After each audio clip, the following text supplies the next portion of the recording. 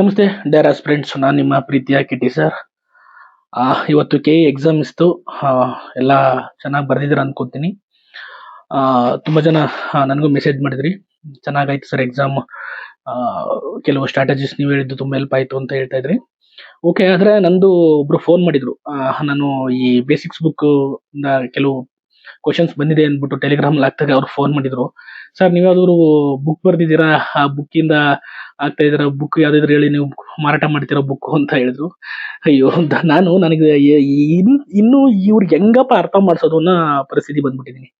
ಅಂದ್ರೆ ನಾನು ಎಷ್ಟು ವರ್ಷ ಆಯ್ತು ನಾನು ಅಲ್ಲೇ ಇದ್ರ ಬಗ್ಗೆ ಹೇಳಕ್ ಸ್ಟಾರ್ಟ್ ಮಾಡಿ. 2021 ಅನ್ಕೊಂತೀನಿ, ಇವತ್ತು 2026 ಬಂತು. ಇನ್ನೇನ ಹತ್ರ ಬಂದ್ರೆ 5 ವರ್ಷದಿಂದ ಸತತವಾಗಿ ಬಡ್ಕೊಂತ ಇದ್ದೀನಿ. ಎಲ್ಲೂ ಇಂದಲೂ ಬರಲ್ಲ ಕ್ವಶನ್ಸ್ ಎಲ್ಲಿಂದ ಬರುತ್ತೆ ಅಂತಂದ್ರೆ ಬೇಸಿಕ್ಸ್ ಬುಕ್. ನೀವು ಬೇಕಾದ್ರೆ ಯಾವ್ದಾರ ಕ್ವಶನ್ ಪೇಪರ್ ತೆಗೆದು ನೋಡಿ, ಪ್ರೂವ್ ಆಗೋಗಿದೆ, ಮತ್ತೆ ಪ್ರೂವ್ ಆಗ್ತಲೇ ಇದೆ. ಕೆಇ ಕ್ವಶನ್ಸ್ ಎಲ್ಲಿಂದ ಬರುತ್ತೆ, ಅಲ್ಲಿಂದ ಬರುತ್ತೆ, ಇಲ್ಲಿಂದ ಬರುತ್ತೆ ಅಂತ ಎಲ್ಲೆಲ್ಲ ಹೇಳ್ತಾ ಇದಾರೆ. ಯಾವ ಕ್ವಶನ್ಸ್ ಎಲ್ಲಿಂದಲೂ ಬರಲ್ಲ. ಕರೆಕ್ಟಾಗಿ ಬೇಸಿಕ್ ಕಾನ್ಸೆಪ್ಟ್ ಅರ್ಥ ಮಾಡ್ಕೊಂಡಿದ್ರೆ, ಬೇಸಿಕ್ಸ್ ನಿಮ್ಗೆ ಚೆನ್ನಾಗಿತ್ತು ಅಂತಂದ್ರೆ ಖಂಡಿತ ನೀವು ಆ ಕ್ವಶನ್ಸ್ ಅರ್ಥ ಮಾಡೋದು. ನಾನು ಹೇಳ್ತೀನಿ ನೋಡಿ, ಯಾವುದೇ ನೀವು 6th to 12th ವರೆಗೂ ಬುಕ್ಸ್ ಹೋದ್ರಿ, ಅದರಲ್ಲಿ 60% ಆಫ್ ದಿ ಸಿಲೆಬಸ್ಸೇ ಕವರ್ ಆಗೋಗಿರುತ್ತೆ. ಮತ್ತೆ 50 ರಿಂದ 60 ಕ್ವಶನ್ಸ್ ಬಂದೇ ಬಂದಿರುತ್ತೆ, ಡೈರೆಕ್ಟ್ಲಿ ಇಂಡೈರೆಕ್ಟ್ಲಿ. ನಾನು ಹೇಳ್ತಿಲ್ವಾ, ಬೇಕಾದ್ರೆ ನಿಮ್ಗೆ ವಿತ್ ಪ್ರೂಫ್ ಕೊಡ್ತೀನಿ, ಬನ್ನಿ. ಡೈರೆಕ್ಟ್ ಆಗಿ ಬಂದಿರೋ ಎಷ್ಟು ಕ್ವಶನ್ಸ್ ಬಂದಿದೆ, ಇಂಡೈರೆಕ್ಟ್ ಆಗಿ ಎಷ್ಟು ಬಂದಿರೋ. ಸೈನ್ಸ್ ಅಲ್ಲಂತೂ direct hit questions, but statement wise question ಕೊಟ್ಟಿದ್ದಾರೆ ಅಷ್ಟೇನೆ. ಆದ್ರೆ ತುಂಬಾ ವಿದ್ಯಾರ್ಥಿಗಳು ಅದನ್ನ ಕರೆಕ್ಟ್ ಅರ್ಥ ಮಾಡ್ಕೊಂಡಲ್ಲ ಇನ್ನೂ ನೀವು ಕೆಲವೊಂದು ಪ್ರಿಜುಡಿಸ್ ಇಂದ, ಕೆಲವು ಮಿತ್ಸ್ ಇಂದ ಓಡ್ತಾ ಇದ್ದೀರಾ. ನಾನು ತುಂಬಾ ಸಾಕಷ್ಟು ಸಲ ಹೇಳಿದ್ದೀನಿ, ಸಾಕಷ್ಟು ಪ್ರೂಫ್ಗಳು ಹಾಕಿದ್ದೀನಿ.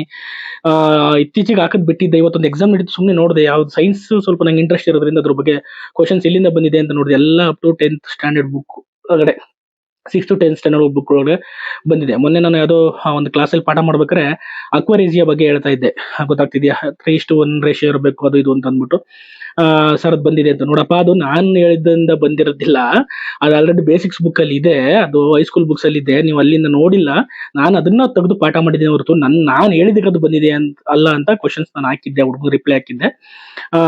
ಆ ತರ ಇನ್ನು ಎಷ್ಟೋ ಜನಕ್ಕೆ ಎಲ್ಲಿಂದ ಕ್ವಶನ್ಸ್ ಬರುತ್ತೆ ಅನ್ನೋ ದೊಡ್ಡ ಇದಿದೆ, ಗೊಂದಲ ಇದೆ. ನೋಡ್ರಪ್ಪ, ಒಂದು ಕಾನ್ಸೆಪ್ಟ್ ಕ್ಲಿಯರ್ ಮಾಡ್ಕೊಳ್ಳಿ, ಎಲ್ಲಿಂದಲೂ ಕ್ವಶನ್ಸ್ ಬರಲ್ಲ. ಕರೆಕ್ಟಾಗಿ ಕಾನ್ಸೆಪ್ಟ್ ಅರ್ಥ ಮಾಡ್ಕೊಂಡಿದ್ರೆ ನೀವು ಯಾವುದೇ ಕ್ವಶನ್ಸ್ ಬಂದರೂ ಆನ್ಸರ್ ಮಾಡ್ಬೋದು ನನ್ನ ಪ್ರಕಾರ. ಅದಕ್ಕೆ ಬೇಸಿಕ್ಸ್ ಬುಕ್ ಚೆನ್ನಾಗಿ ಓದಿ, ನ್ಯೂಸ್ ಪೇಪರ್ ಕರೆಂಟ್ ಅಫೇರ್ಸ್ ಎಲ್ಲಿಂದ ತೆಗಿತಾರೆ ಅನ್ಕೊಂಡು, ಎಲ್ಲ ಆಲ್ಮೋಸ್ಟ್ ಅಲ್ಲಿ ಪ್ರಜಾವಾಣಿ ಪೇಪರು ಮತ್ತೆ ಕರೆಂಟ್ ಅಫೇರ್ಸ್ ಅಲ್ಲಿ ಇದ್ದಿದ್ದು ಕ್ವಶನ್ಸೇ ಬಂದಿದೆ. ಯಾವುದು ಇಲ್ಲ, ಯಾವುದು ಹೆಸರುಗಟ್ಟದ್ದು ಕೇಳಿದ ಕ್ವಾಂಟಮ್ ಸಿಟಿ ಇದು ಎಲ್ಲ ಪ್ರಜಾವಾಣಿ ನ್ಯೂಸ್ ಪೇಪರ್ ಕವರ್ ಆಗಿರೋದು, ಅರ್ಥ ಆಗ್ತಿದೆಯಾ? ಅದರಿಂದ ಹೊರತುಪಡಿಸಿ ಏನು ಕೇಳಿಲ್ಲ. ಮೆಂಟಲ್ ಎಬಿಲಿಟಿ ಕ್ವಶನ್ಸ್ ಆಲ್ಮೋಸ್ಟ್ ಅಲ್ಲಿ ಎಲ್ಲ ರಿಪೀಟೆಡ್ ಕಾನ್ಸೆಪ್ಟ್ಸ್.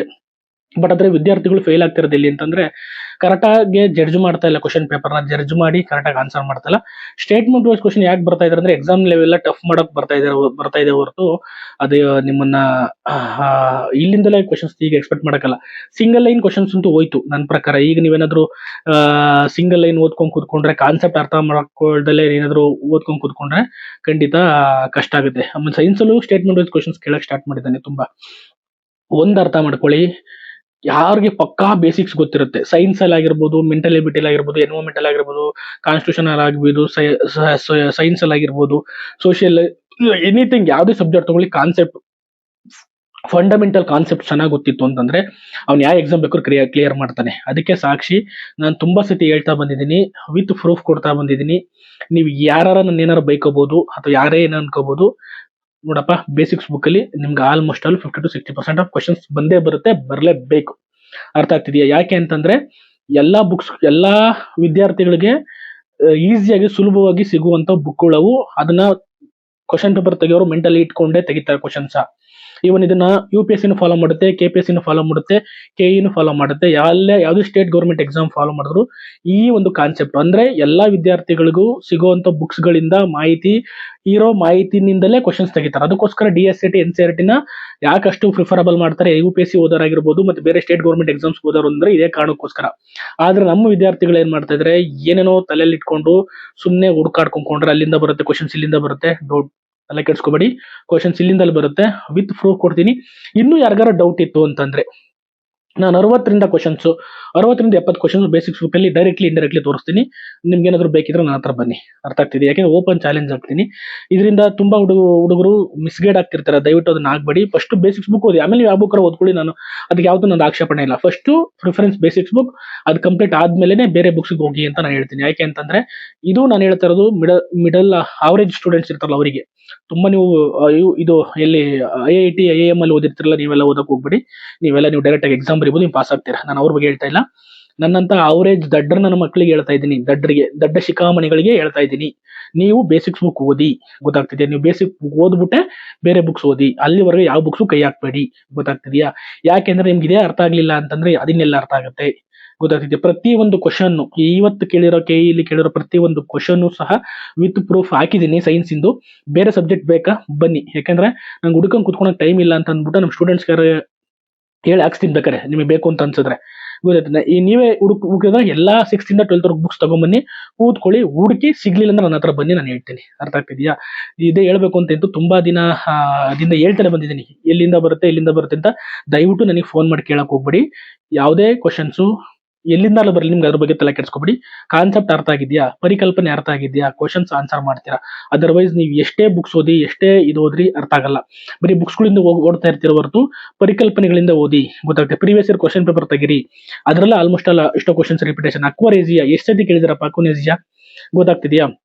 ಮತ್ತೆ ಅದು ಕರೋಷನ್ ಬಗ್ಗೆ ಎಷ್ಟು ಸತಿ ಕ್ವಶನ್ಸ್ ಕೇಳಿಲ್ಲ, ಗೊತ್ತಾಗ್ತಿದೆ? ಎಲ್ಲ ರಿಪೀಟೆಡ್ ಕ್ವಶನ್. ಮೈಟಾಸಿಸ್ ಮಿಯಾಸಿಸ್ ಬಗ್ಗೆ ಎಷ್ಟು ಸತಿ ಕ್ವಶನ್ಸ್ ಕೇಳಿಲ್ಲ, ಅರ್ಥ ಆಗ್ತಿದೆ? ಎಲ್ಲ ರಿಪೀಟೆಡ್ ಕ್ವಶನ್ಸ್ ಅಪ್ಪ. ನೀವೇನು ಅದನ್ನ ಹೊಸದಾಗಿ ಹೇಳಿದ್ರೆ, ಸೈನ್ಸ್ ಅಲ್ಲಿ 80% ಆಫ್ ದಿ ಕ್ವಶನ್ಸ್ ರಿಪೀಟೆಡ್ ಇರ್ತವೆ, ಗೊತ್ತಾಗ್ತಿದ್ಯಾ? 90% ಆಫ್ ದಿ ಕ್ವಶನ್ಸ್ ನೇರವಾಗಿರ್ತವೆ. ಈ ಸತಿ ಸ್ವಲ್ಪ ಸ್ಟೇಟ್ಮೆಂಟ್ ವೈಸ್ ಕ್ವಶನ್ಸ್ ಕೇಳಿದಾನೆ. ಇನ್ನು ಮುಂದೆ ಬರೋ ಕ್ವಶನ್ಸ್ PSI PC ಯಾರು ರೆಡಿ ಆಗ್ತಿದ್ದೀರಾ, ಇದೇ ತರ ಇರುತ್ತೆ ಕ್ವಶನ್ ಪೇಪರ್. ಇದನ್ನ ತಲೆಯಲ್ಲಿ ಇಟ್ಕೊಂಡು, ಮಾಡಲ್ ಇಟ್ಕೊಂಡು PSI PC ಪ್ರಿಪೇರ್ ಆಗಿ ಮುಂದೆ ಬರೋ ಎಕ್ಸಾಮ್ಸ್ ಗಳಿಗೆ. ಯಾಕೆ KE ನಡೆಸುತ್ತೆ, KSP ನಡೆಸಲ್ಲ ನನ್ನ ಪ್ರಕಾರ. 99% ನಡೆಸಲ್ಲ, ಗೊತ್ತಾಗ್ತಿದೆ? ಹಾಗಾಗಿ ತಲೆಯಲ್ಲಿ ಬಿಟ್ಕೊಂಡ್ಬಿಟ್ಟು KE ಪ್ಯಾಟರ್ನ್ ರೆಡಿಯಾಗಿ ಡೈರೆಕ್ಟ್ ಕ್ವಶನ್ಸ್ ನ ಓದೋದ್ ಬಿಟ್ಟು, ಲೈನರ್ ಓದೋದ್ ಬಿಟ್ಟು ಕಾನ್ಸೆಪ್ಟ್ ನ ತಿಳ್ಕೊಂಡು ಚೆನ್ನಾಗಿ ಓದೋಕ್ ಪ್ರಾಕ್ಟೀಸ್ ಮಾಡಿ. ಮತ್ತೆ ಯಾವ್ದು ಈಸಿ ಇದೆ ಸಬ್ಜೆಕ್ಟ್ಸ್ ಅದನ್ನ ಮಾಡಿ, ಗೊತ್ತಾಗ್ತಿದ್ಯಾ? ನಾನಿಲ್ಲಿ ವಾಸ್ತವ ಅರ್ಥ ಮಾಡ್ಸಕ್ ಬಂದಿದ್ದೀನಿ. ತುಂಬಾ ದಿನದಿಂದ ಹೇಳ್ತಾ ಇದ್ದೀನಿ. ಇದನ್ನ ನೀವು ಎಷ್ಟು ಜನ ಅರ್ಥ ಮಾಡ್ಕೊಂಡಿದ್ದೀರಾ, ಎಷ್ಟು ಜನ ಅರ್ಥ ಮಾಡ್ಕೊಂಡು ಪಾಸ್ ಆಗಿ ಹೋಗಿದ್ದೀರಾ? ಈ ಹೊಸದಾಗಿ ಬಿತ್ತಿರೋ ಸ್ಟೂಡೆಂಟ್ಸ್ಗಳು ಸ್ವಲ್ಪ ಇದ್ರ ಬಗ್ಗೆ ಗಮನ ಕೊಡಿ, ಮುಂದೆ ಬರೋ ಎಕ್ಸಾಮ್ಸ್ಗಳು ಕಾನ್ಸಂಟ್ರೇಟ್ ಮಾಡಿ ಅಂತ ಹೇಳ್ತಾ, ಎಲ್ಲಿಂದ ಬಂದಿದೆ ಅನ್ನೋ ಕ್ವಶನ್ ನಿಮ್ಗೆ ಆನ್ಸರ್ ಸಿಕ್ತು ಅಂತ ಹೇಳ್ತೀನಿ. Thank you so much.